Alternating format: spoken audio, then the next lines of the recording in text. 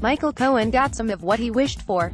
A federal judge said Cohen, President Trump's personal lawyer, could review items seized when the FBI raided his home, office and hotel room for material that might be covered by attorney-client privilege.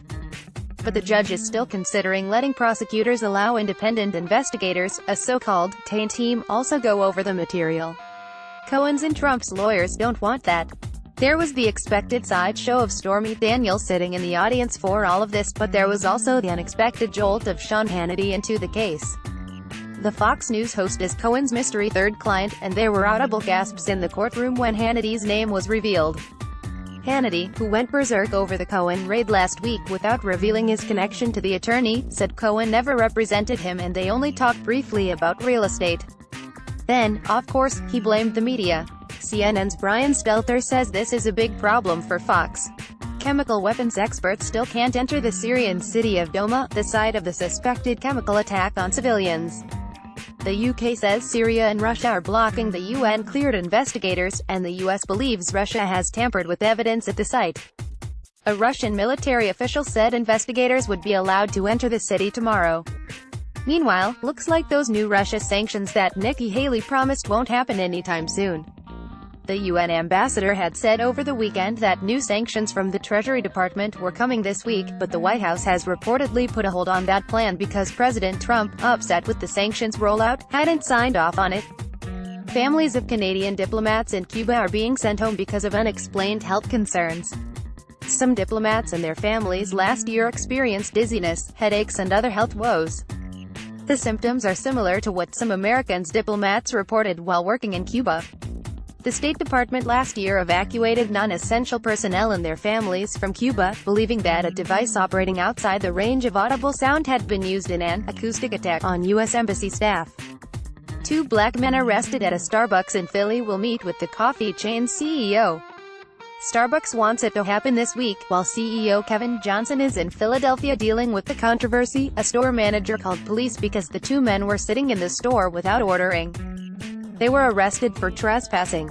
Customers said they were waiting for another man to arrive.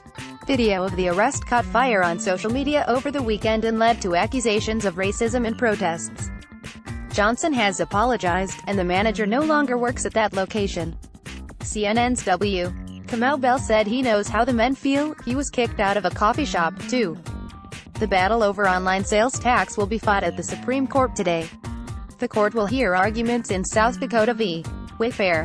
A 1992 decision by the court requires online retailers to collect sales tax only in states where they have a physical presence. This case could reverse that, meaning all online retailers would have to collect sales tax everywhere. It's an issue that brick-and-mortar retailers insist will provide a level playing field with online competitors and help provide state and local governments with tax revenue.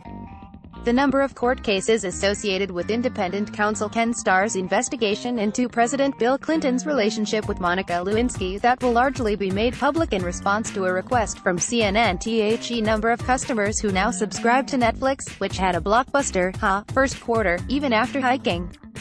Price Sherry Anderson was a good comedian and magician, but he'll always be Judge Harry Stone, who presided over the wacky night court. He died at 65. Congrats to Desiree Linden, who battled the cold rain to become the first American woman to win a Boston Marathon in more than 30 years.